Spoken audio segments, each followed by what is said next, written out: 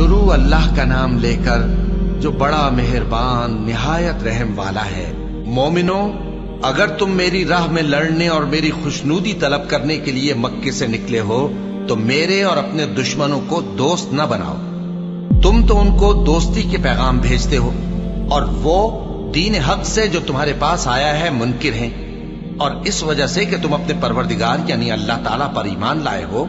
پیغمبر صلی اللہ علیہ وآلہ وسلم کو اور تم کو جلا وطن کرتے ہیں۔ تم ان کی طرف پوشیدہ پوشیدہ دوستی کے پیغام بھیجتے ہو،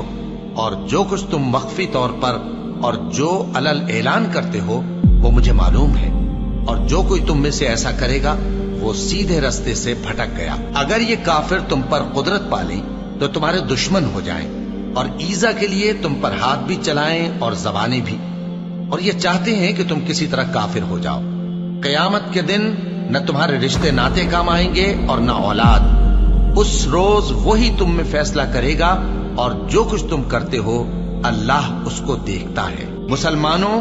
تمہیں ابراہیم اور ان کے رفقا کی نیک سیرت کو اپنانا ضروری ہے۔ جب انہوں نے اپنی قوم کے لوگوں سے کہا کہ ہم تم سے اور ان بتوں سے جن کو تم اللہ کے سوا پوجتے ہو بے تعلق ہیں، ہم تمہارے معبودوں کے کبھی قائل نہیں ہو سکتے، اور جب تک تم ایک اللہ پر ایمان نہ لاؤ ہم میں تم میں ہمیشہ کھلم کھلا عداوت اور دشمنی رہے گی۔ ہاں،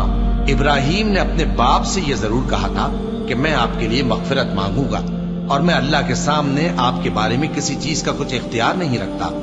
اے ہمارے پروردگار، تجھی پر ہمارا بھروسہ ہے اور تیری ہی طرف ہم رجوع کرتے ہیں، اور تیرے ہی حضور میں ہمیں لوٹ کر آنا ہے۔ اے ہمارے پروردگار، ہم کو کافروں کے ذریعے فتنے میں نہ ڈالنا، اور اے ہمارے پروردگار ہمیں معاف فرما،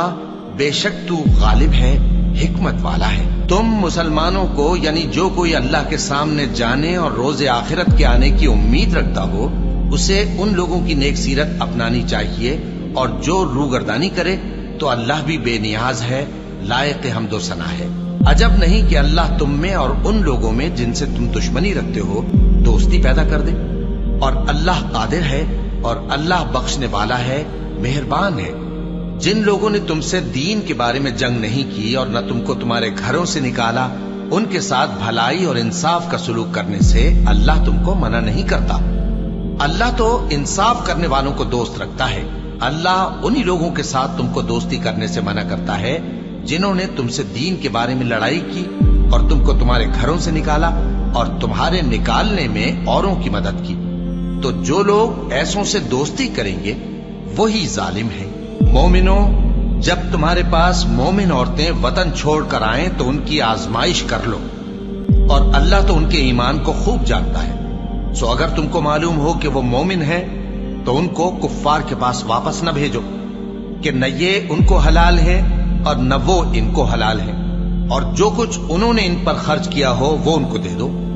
اور تم پر کچھ گناہ نہیں کہ ان عورتوں کو مہر دے کر ان سے نکاح کر لو، اور کافر عورتوں کے ساتھ تعلقات نکاح باقی نہ رکھو،